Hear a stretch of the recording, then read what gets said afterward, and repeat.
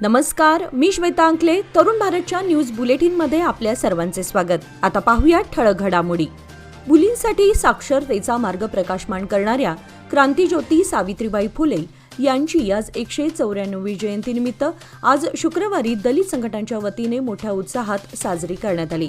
या प्रसंगी सावित्रीबाई फुले यांच्या प्रतिमेची शहरातून सवाद्य मिरवणूक काढून जनजागृतीपर व्याख्याने आयोजित करण्यात आले होते.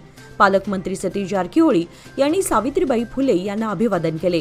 दरम्यान विविध उपक्रम आयोजित करून जयंती उत्सव साजरा करण्यात आले. तसेच यावेळी विविध क्षेत्रात प्रावीण्य मिळवलेल्या विद्यार्थिनींचा सत्कार करण्यात आला. अनगोळ बेळगाव येथील छत्रपती श्री संभाजी महाराजांच्या मूर्तीच्या उद्घाटन सोहळ्याबाबत सध्या गोंधळाचं वातावरण निर्माण झालंय. यावर पालकमंत्री सतीश जारकिहोळी यांनी प्रतिक्रिया देताना पत्रकारांना सांगितले की या सोहळ्याला कोणत्याही जाती धर्माचा रंग देण्याची आवश्यकता नाही. या स्मारकाचं बांधकाम पूर्ण झाल्यावरच सोहळ्याचं उद्घाटन होऊ शकतं. मंत्री जारकिहोळी आपल्या निवासस्थानी पत्रकारांशी बोलताना पुढे म्हणाले, अनगोळ येथील धर्मवीर छत्रपती श्री संभाजी महाराजांच्या मूर्तीचा उद्घाटन सोहळ्याच्या कार्यासाठी आणखी 2 ते 3 महिन्यांची गरज आहे. या कामासाठी सरकारनं विशेष अनुदान दिलंय. महापौरांच्या कार्यकालाचा अवधी अद्याप शिल्लक असून रीतिरिवाजानुसार अत्यंत शिस्तबद्धरित्या आमंत्रण पत्रिका काढण्यात येतील आणि मगच हा सोहळा भव्य पद्धतीने साजरा करू, असे पालकमंत्र्यांनी पत्रकारांशी बोलताना सांगितले. रोटरी क्लब ऑफ बेळगाव यांच्या वतीने शहरातील भव्य अशा अंगडी कॉलेज मैदान सावगाव येथे आज शुक्रवार दिनांक 3 जानेवारी रोजी रोटरी अन्नोत्सव 2025 या मेगा इव्हेंटचे थाटात उद्घाटन पार पडले. आजपासून 14 जानेवारीपर्यंत या अन्नोत्सवाचं आयोजन करण्यात आलं असून तब्बल 186 स्टॉलची मांडणी करण्यात आली आहे. बेळगावसह परिसरातील खवय्यांसाठी इथे भारतातील विविध राज्यातील आलेल्या खाद्यपदार्थांचे आकर्षक स्टॉलची मांडणी करण्यात आल्यानं पाश्चात्य, शाकाहारी आणि मांसाहारी पदार्थांचा आस्वाद चाखायला मिळणार आहे. हिरेबागेवाडी येथे पोलिसांच्या गाडीला एका कंटेनरनं धडक दिल्याने अपघात झालाय. सदर घटना राष्ट्रीय महामार्गावरील कोंडुस्कोप क्रॉस नजीक झाली आहे. चालकाने गाडीचा वेग कमी करताच मागून येणाऱ्या कंटेनरने धडक दिली. यामध्ये 2 पोलिसांना इजा झाली असून या प्रकरणी हिरेबागेवाडी पोलीस ठाण्यात गुन्हा दाखल करण्यात आलाय. कानपूर येथील कंटेनर चालक बरकत अली अन्सारी याला पोलिसांनी अटक केली आहे. महामार्गावर गस्त घालण्यासाठी पोलीस आले असता आपले काम आटोपून परत जात असताना मागून आलेल्या भरधाव कंटेनरनं पोलिसांच्या वाहनाला धडक दिली. यामध्ये गाडीचं बरंचसं नुकसान झालं असून गाडीतील कर्मचाऱ्यांना इजा झाली आहे. अपघात नियंत्रण मासानिमित्त एपीएमसी पोलीस आणि मराठा मंडळ दंतवैद्य व संशोधन केंद्रातर्फे जागृती कार्यक्रम घेण्यात आला.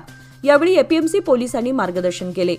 सध्या गुन्हे नियंत्रण मास सुरू आहे. यानिमित्त 1 ते 30 जानेवारी दरम्यान अपघात नियंत्रणासाठी विविध कार्यक्रम बेळगाव शहर पोलीस आयुक्तालयातर्फे आयोजित केले जात आहेत.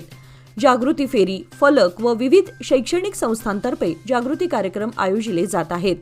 त्याचाच एक भाग म्हणून एपीएमसी रोड येथील मराठा मंडळ संचलित दंत वैद्यकीय आणि संशोधन केंद्राकडून जागृती कार्यक्रम आयोजित करण्यात आले होते. सालाबाद प्रमाणे कणबर्गी येथे आयोजित भव्य किल्ला स्पर्धा विजेत्या स्पर्धकांचा बक्षीस वितरण समारंभ मोठ्या उत्साहात संपन्न झाला.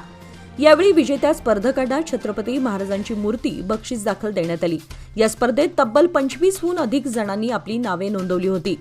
या किल्ला स्पर्धेसाठी विजेत्यांसाठी माजी महापौर शिवाजी सुंटकर, माजी नगरसेवक संजय सुंटकर यांच्या माध्यमातून श्रीकांत मलाई, सिद्धराय कडोलकर यांच्या वतीने छत्रपती शिवरायांची संपूर्ण मूर्ती देणगी रूपात देण्यात आल्या. या कार्यक्रमाचे आयोजन किसन सुंटकर व श्री सिद्धेश्वर पंच कमिटी यांच्या संयुक्त विद्यमाने आयोजित करण्यात आले होते. बक्षीस वितरण समारंभाला विविध मान्यवर आणि स्पर्धक उपस्थित होते. बेळगाव शहरातील मराठी विद्यानिकेतन शाळेत सावित्रीबाई फुले व बालिका दिन मोठ्या उत्साहात साजरा करण्यात आला. सावित्रीबाई फुले यांच्या प्रतिमेचे पूजन छोट्या सावित्रींच्या हस्ते करण्यात आले. त्यानंतर मुलींची भाषणे झाली. या कार्यक्रमाप्रसंगी शाळेतील विद्यार्थिनींनी सावित्रीबाई फुलेंची वेशभूषा परिधान करून आपल्यामध्ये सावित्रीबाई फुलेंचा विचार आत्मसात व्हावं अशी अपेक्षा व्यक्त केली. बेळगाव मिरज रेल्वे मार्गावरील घटप्रभा रेल्वे स्थान हे एक प्रमुख रेल्वे स्थानक असून अनेक दिवसांपासून या भागातील रेल्वे प्रवाशांची मागणी असलेल्या वंदे भारत एक्सप्रेसला आता थांबा मिळाल्यामुळे गुरुवारी सायंकाळी घटप्रभा रेल्वे स्थानकावर उपस्थित असलेल्या नागरिकांनी जल्लोष करत भारत माता की जय वंदे मातरमच्या घोषणा देऊन वंदे भारत एक्सप्रेसचे भव्य स्वागत करण्यात आले। घटप्रभा रेल्वे स्थानक येथे सायंकाळी ठीक 7:40 वंदे भारत एक्सप्रेस येताच खासदार जगदीश शेट्टर आणि राज्यसभा सदस्य खासदार इरण्णा कडाडी यांनी हिरवा झेंडा दाखवत वंदे भारत एक्सप्रेसचे स्वागत केले। या प्रसंगी आयोजित समारंभात बोलताना जगदीश शेट्टर व इरण्णा कडाडी यांनी गत 10 वर्षात पंतप्रधान नरेंद्र मोदी यांच्या नेतृत्वात जनतेला अनेक सेवा सुविधा मिळत आहेत असे सांगून याचाच एक भाग म्हणून घटप्रभा रेल्वे स्थानकाचा कायापालट करण्यात येत आहे व इतर विकास कामेही जोमात सुरू असल्याचे सांगितले। दिल्ली येथील विधानसभा निवडणुकीपूर्वी पंतप्रधान नरेंद्र मोदी यांनी आज शुक्रवारी 4,500 कोटी रुपये अनुदान मंजूर केलेल्या अनेक प्रकल्पांचे उद्घाटन आणि पायाभरणी केली। दिल्लीतील अशोक विहारमध्ये बांधलेल्या 1,675 फ्लॅटचे उद्घाटनही पंतप्रधानांच्या हस्ते करण्यात आले। गरिबांसाठी नवीन घराचे उद्घाटन करताना पीएम मोदी म्हणाले की गत 10 वर्षात 4 कोटी गरीब कुटुंबांना कायमस्वरूपी घरे देण्यात आली आहेत। आज ज्यांना नवीन घरं मिळाली आहेत त्यांच्या स्वाभिमानाचं हे घर असणार आहे। सर्वात आदरणीय महिला शिक्षिकांपैकी एक सावित्रीबाई फुले यांनी आपलं संपूर्ण जीवन शिक्षणाद्वारे महिला आणि अस्पृश्यांच्या उन्नतीसाठी समर्पित केलं। आज देशभरात साजरा होत असलेल्या त्यांच्या 194व्या जयंतीनिमित्त त्यांच्या प्रेरणादायी विचारांची अमूल्य देणगी ही देशातील अनेक स्त्रियांना आदर्शवत ठरते।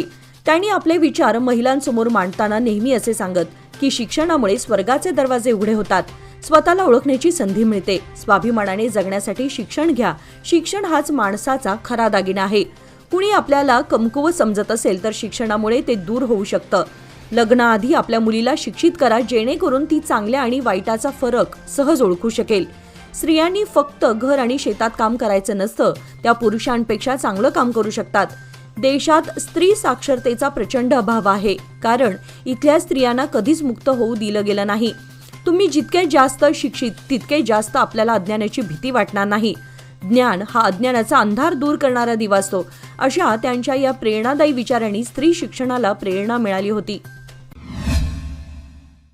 सरत्या वर्षातील चांगल्या वाईट अनुभवांचं गाठोडं सोबत घेऊन नव्या वर्षात सारे पदार्पण करत आहोत। नव्या वर्षात राजकारणालाही नवी दिशा मिळण्याची चिन्हे आहेत। 2023 आणि 2024 या 2 वर्षात विधानसभा आणि लोकसभा निवडणुका पार पडल्या। यानंतर नव्या वर्षात मिनी विधानसभा म्हणून ओळखल्या जाणाऱ्या जिल्हा पंचायत, तालुका पंचायत आणि नगरपालिका या स्थानिक स्वराज्य संस्थांच्या निवडणुका संपन्न होणार आहेत। यानंतर त्वरित ग्रामपंचायत निवडणुका होणार आहेत। त्यामुळे नव्या वर्षातही राजकारणात निवडणुकांच्या माध्यमातून गुलालाची उधळण होणार आहे। गेल्या 3 वर्षांपासून जिल्हा आणि तालुका पंचायत निवडणुका झाल्या नाहीत, त्यामुळे यावर्षी या निवडणुका जाहीर झाल्यास निवडणुकीत खऱ्या अर्थाने रंग चढणार आहे। इचलकरंजी नजीक एका कारने अचानक पेट घेतल्यानं जळून खाक झाल्याची घटना घडली आहे। बेळगावहून कोल्हापूर जिल्ह्यातील इचलकरंजी शहराकडे जात असताना मानकापूर गावाजवळ अचानक कारला आग लागली, परिणामी संपूर्ण कार जळून खाक झाली। या अपघातात कोणतीही जीवितहानी झाली नाही। घटनास्थळी सदलगा पोलिसांनी भेट देऊन तपास सुरू केलाय। सरकारला सर्वाधिक महसूल मिळवून देणारं कार्यालय म्हणून उपनोंदणी कार्यालय ओळखलं जातं। निपाणी येथील उपनोंदणी कार्यालयानंही उत्पन्नाच्या बाबतीत कोटींची उड्डाणे घेतली आहेत। कार्यालयीन उत्पन्नाबरोबरच गैरव्यवहारांमध्येही हे कार्यालय मागे नसल्याचा आरोप होतोय। कामानिमित्त येणाऱ्या नागरिकांकडून नियमित शुल्कापेक्षा कित्येक पटींनी पैसे आकारले जात आहेत। त्यामुळे नागरिकांमधून तीव्र संताप व्यक्त होत असून वरिष्ठ अधिकारी तसेच लोकायुक्त खात्यानंही येथील कारभाराची चौकशी करण्याची मागणी होत आहे। गुरुवारी मध्यरात्री ओढणी येथील नाजूक नगर मार्गावरील विद्युत खांबाला अज्ञात वाहनानं जोराची धडक दिल्यानं विद्युत खांबाचं नुकसान झाल्याची घटना घडली आहे। यावेळी शेती पाण्याच्या मोटारनं असणारा वीज पुरवठा बंद असल्यानं मोठा अनर्थ टळला, अन्यथा मोठं नुकसान होताना जीवितहानीचा धोकाही झाला असता। हेस्कॉम व ग्रामपंचायतीला याची माहिती मिळताच तातडीने सुरू होणारा वीज पुरवठा देखील बंद करण्यात आला। त्याचबरोबर वीज खांब रस्त्यावर पडू नये यासाठी तात्पुरता आधार दिला गेला। मध्यरात्रीपासून परिसरातील वीज पुरवठा बंद ठेवण्यात आला होता। याचबरोबर आजचे बातमीपत्र इथेच संपले. अधिक माहिती आणि ताज्या घडामोडींसाठी पाहत रहा तरुण भारत न्यूज चॅनल. तसेच आमच्या चॅनलला लाईक, शेअर आणि सबस्क्राईब करायला विसरू नका. आणि विश्वासार्ह बातम्यांसाठी दररोज वाचा दैनिक तरुण भारत. धन्यवाद.